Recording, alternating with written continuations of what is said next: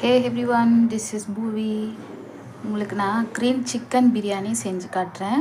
Okay, அதுக்கு தேவையான பொருட்கள்லாம் வந்துட்டு சிக்கன் வந்துட்டு 1/2 kgலேருந்து 3/4 கிலோ வரைக்கும் வந்துட்டு வாங்கி ரெடியாக வாஷ் பண்ணி வச்சுருக்கேன். கண்டிப்பாக இந்த க்ரீன் சிக்கனுக்கு லெக் பீஸ் ஆட் பண்ணிக்கோங்க.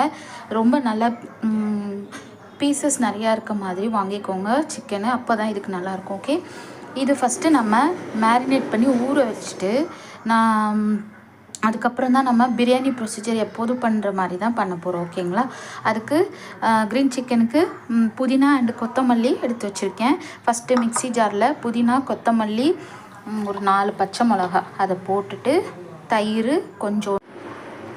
ஓகே, ஒரு மிக்ஸி ஜார் எடுத்துக்கோங்க. அதில் இந்த புதினா அண்டு கொத்தமல்லி நல்லா ஒரு கொத்து அளவுக்கு போட்டுக்கோங்க. அதுக்கப்புறமா 3 பச்சை மிளகா போட்டுக்கோங்க.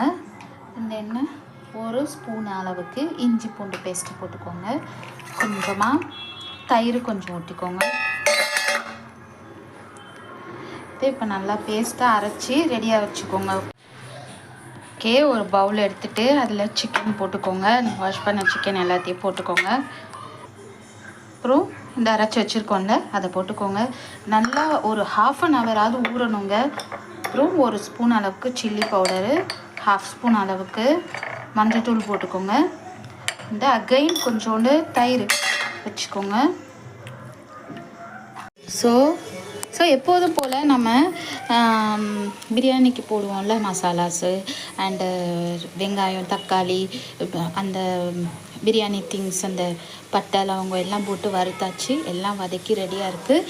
அண்ட் இப்போ நான் உங்களுக்கு, ஏன்னா நான் பிரியாணி வீடியோஸ் நிறையா போட்டுட்டேங்க, just want to share green chicken biryani. So அதனால் இதை பாருங்கள், 1/2 hour மேலே இது ஊறிடுச்சு.